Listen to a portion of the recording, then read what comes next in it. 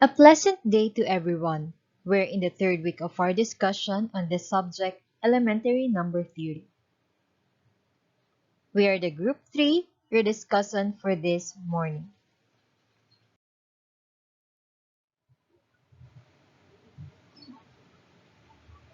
I, Zarina T. Palmeria, the discussion for linear Diophantine equations using Euler's method. Mr. Aljon I. Initan, the discussion for the fundamental theorem of arithmetic. Miss April Vanessa C. Baldovino, the discussant for sieve of Eratosthenes. Miss Emmeline B. Bonto, together with Miss Rochelle E. Cadison, for the basic properties of congruencies. And Mr. June Michael B. Caido, for the leap year formula and computing the day of the week.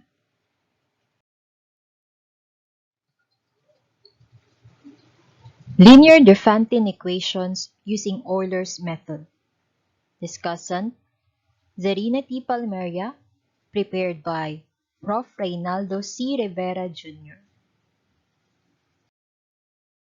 Have a quick recap about the linear Diophantine equation. Often we are interested in integral solutions of equations with integral coefficients. Such equations are called Diophantine equations, after Diophantus, who wrote extensively on them. A linear Diophantine equation in two variables x and y is a Diophantine equation of the form ax plus by equals c. Solving such a LDE systematically involves the Euclidean algorithm.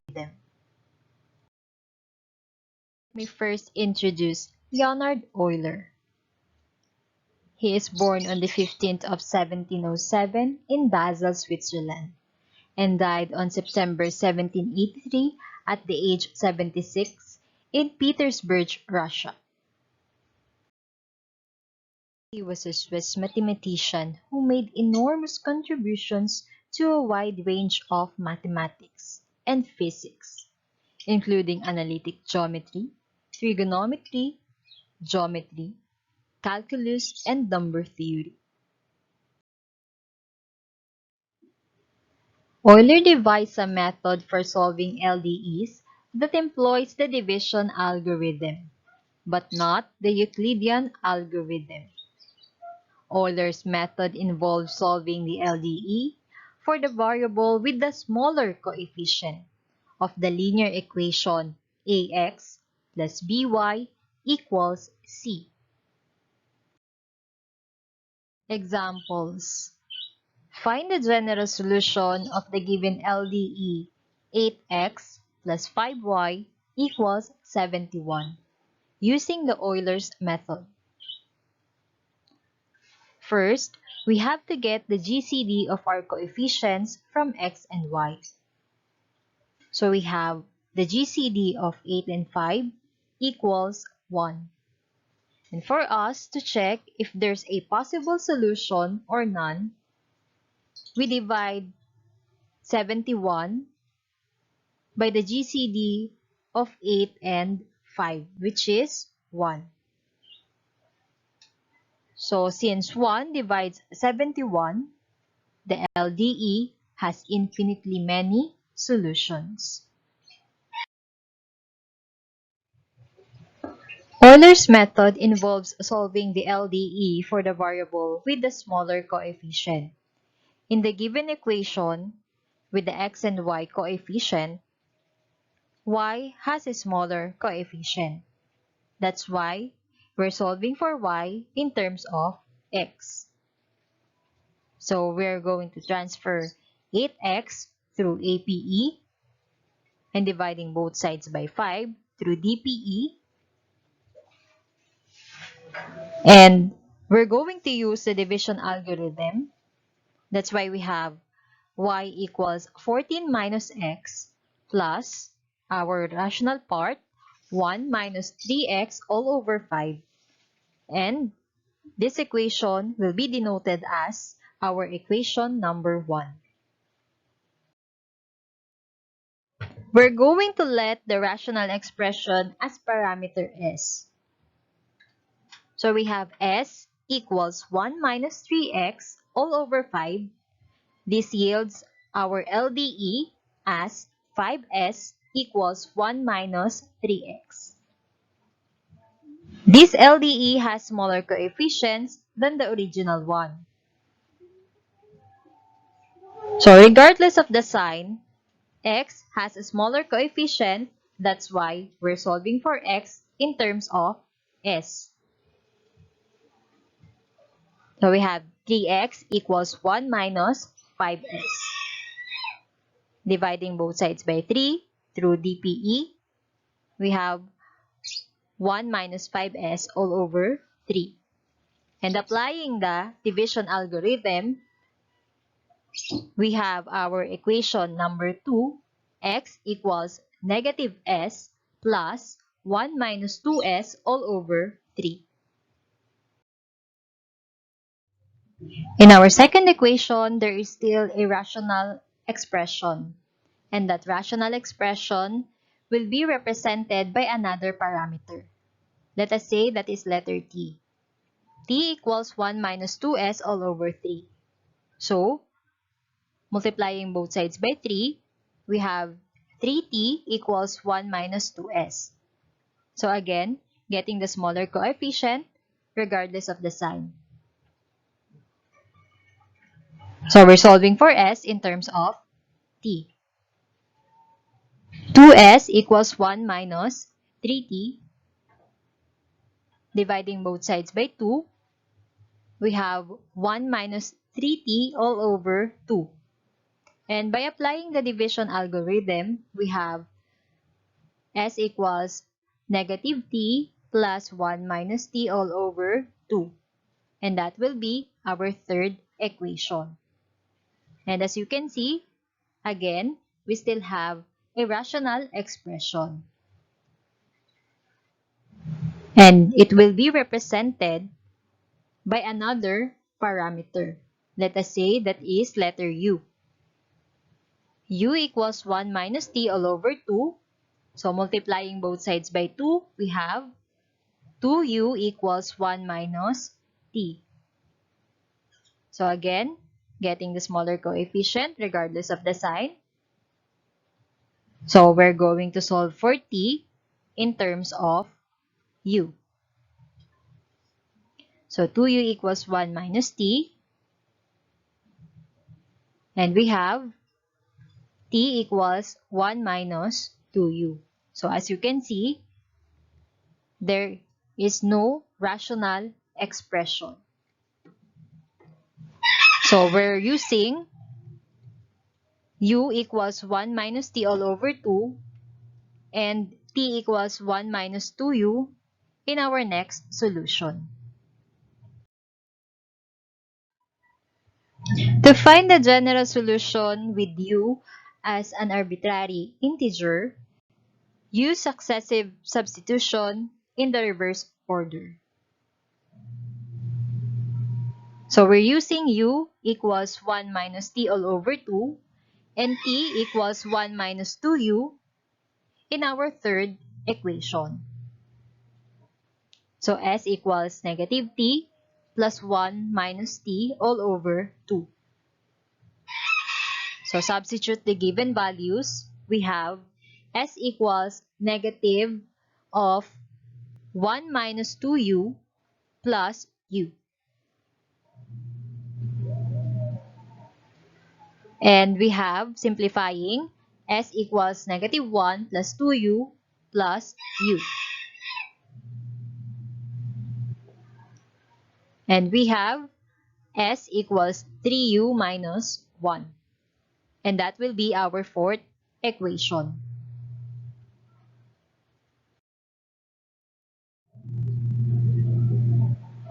So we're going to use our equation number 4 to our equation number 2. So we're going to substitute equation number 4, which is s equals 3u minus 1, to our equation number 2, which is x equals negative s plus 1 minus 2s all over 3. So substitute the given values. So we have x equals negative 3u plus 1 plus negative 6u plus 3 all over 3.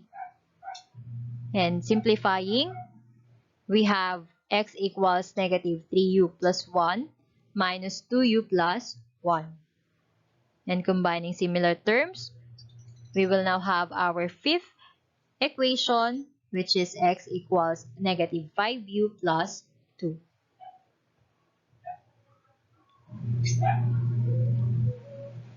So we will now use our equation number 5 to our equation number 1. So our equation number 5 is x equals negative 5u plus 2. And our equation number 1 is y equals 14 minus x plus 1 minus 3x all over 5. So substitute the given value of x to our equation number 1. So we have y equals 14 minus the quantity of negative 5u plus 2 plus 1 minus 3 times the quantity of negative 5u plus 2 all over 5. So simplifying, we have now y equals 5u plus 12 plus 3u minus 1.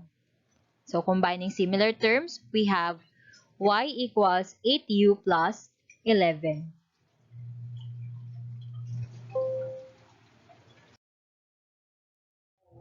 Therefore, the general solution is x equals negative 5u plus 2 and y equals 8u plus 11, wherein u is an element of integers.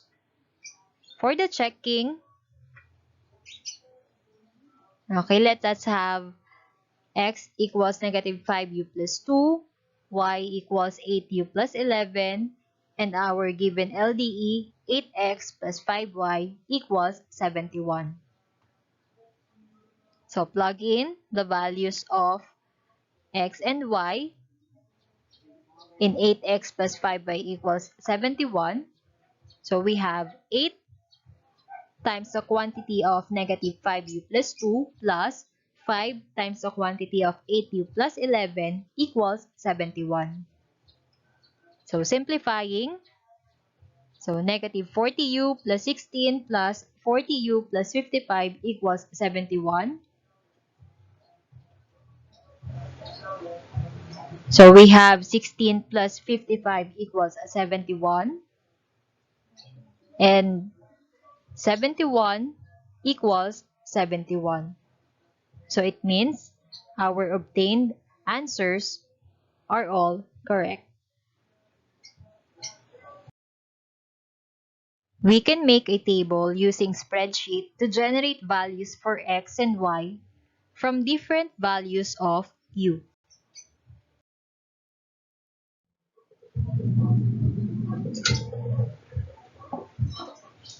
From equation for y, we can conclude that the value of u must be equal to 0 and negative 1 to get positive values. Thus, the equation has exactly two solutions.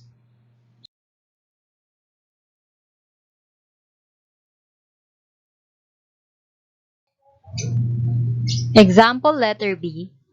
Find the general solution of the given LDE 15x plus 7y equals 11 using the Euler's method. So first, get the GCD of the given coefficient of x and y. Since the GCD 15 and 7 equals to 1, and 1 divides 11, the LDE has infinitely many solutions.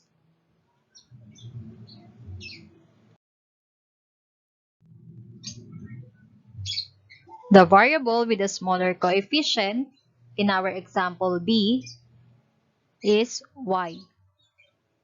So we're going to solve y in terms of x. So 15x plus 7y equals 11, and transferring 15x on the other side by APE, we have 7y equals 11 minus 15x. And dividing both sides by 7 through DPE, we have y equals 11 minus 15x all over 7. And applying the division algorithm, we have y equals 1 minus 2x plus 4 minus x all over 7. And that will be our equation number 1. Since we obtain a rational expression in our equation 1, we will represent it by a parameter. Let us say that is letter S. So S equals 4 minus x all over 7. So multiplying both sides by 7, we have 7s equals 4 minus x. So again, getting the smaller coefficient regardless of the sign. So x has a smaller coefficient, so we're going to solve for x in terms of s. 7s equals 4 minus x.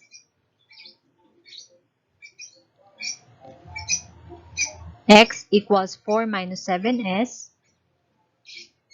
And at this rate, the expression does not have a fractional coefficient or rational expression. So we can use x equals 4 minus 7s to substitute in our equation 1.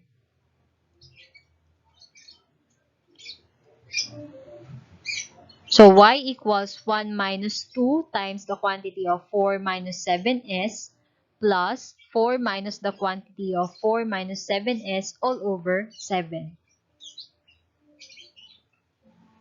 Simplifying, we have y equals negative 7 plus 14s plus s.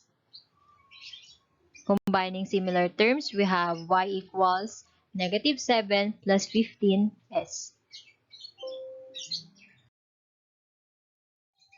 Therefore, our general solution is x equals 4 minus 7s and y equals negative 7 plus 15s, wherein s is an element of integer. For the checking, so for the value of x, we have x equals 4 minus 7s. For y, we have y equals negative 7 plus 15s. And our given LDE, 15x plus 7y equals 11. So plugging in the value of x and y to our given LDE,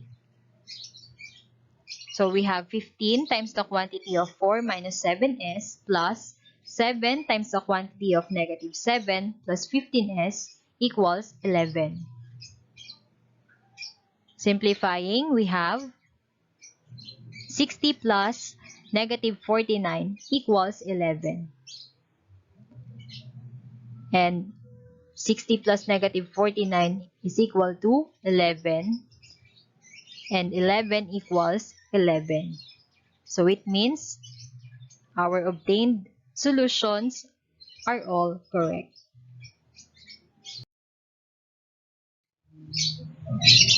And again, we can represent it using a table.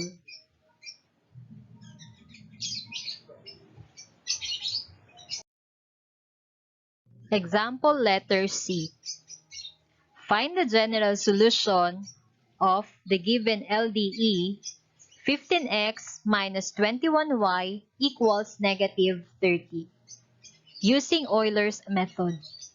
So again, we're going to get the GCD of our coefficient of x and y, which is 15 and negative 21. So the GCD of 15 and negative 21 equals 3. And since the GCD of 15 and negative 21, which is 3, divides negative 30, then our LDE has infinitely many solutions. And we can reduce our equation 15x minus 21y equals negative 30 by dividing both sides by 3, since they are all divisible by 3. So our reduced equation is 5x minus 7y equals negative 10. So the variable with a smaller coefficient in this case is x. So we're going to solve for x in terms of y. So transfer 7y through APE. We have 5x equals negative 10 plus 7y. And dividing both sides by 5, we obtain negative 10 plus 7y all over 5. And applying the division algorithm, we have x equals y minus 2 plus 2y over 5. And that will be our equation number 1.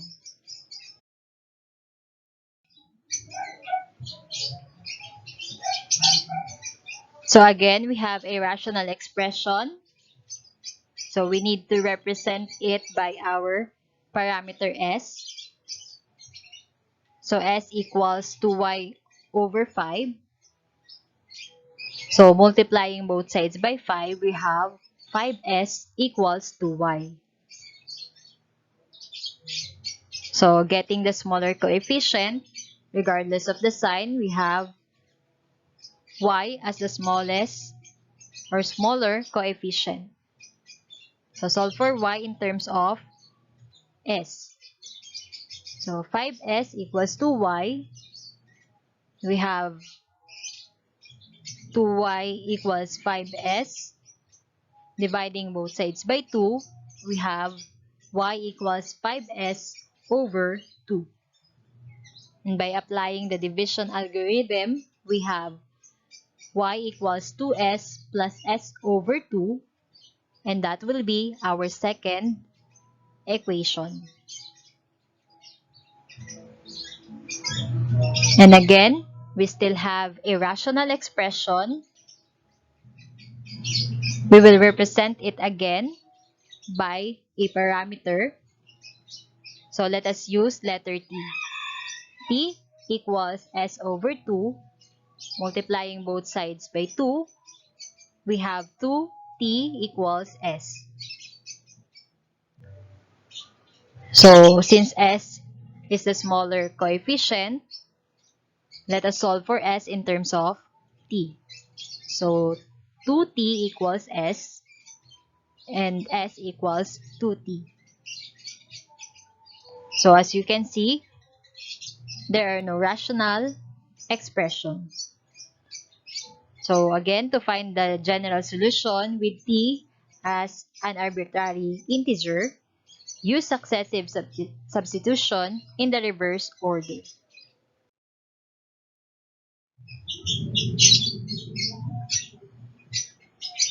So we're using t equals s over 2 and s equals 2t in our equation number 2. So y equals 2s plus s over 2. So substituting the values of t and s in our equation number 2, we have y equals 2 times 2t plus t. And simplifying, we have y equals 4t plus t. And combining similar terms, we have y equals 5t as our third equation. So using equation number 3 to our equation number 1, so we have equation number 1, which is x equals y minus 2 plus 2y over 5. And equation number 3, y equals 5t. So substitute the value of y in our equation 1. We have x equals 5t minus 2 plus 2 times 5t all over 5. Simplifying, we have x equals 5t minus 2 plus 2t. Combining similar terms, we have x equals 7t minus 2. Thus, the general solution is x equals 7t minus 2 and y equals 5t, wherein t is an element of integers.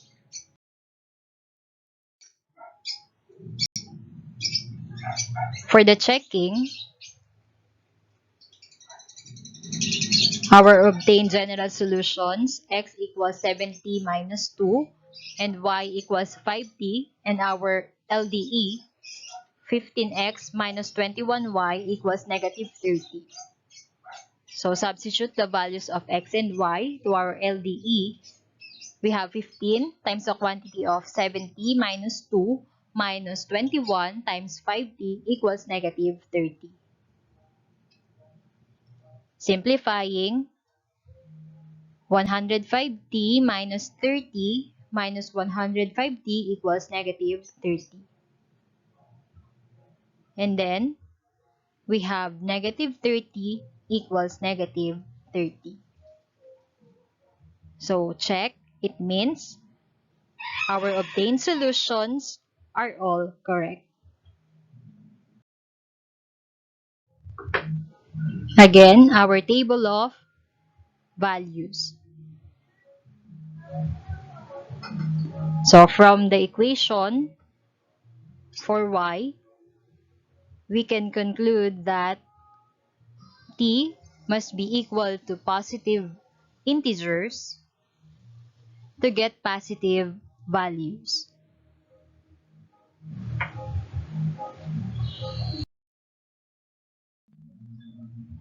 In conclusion,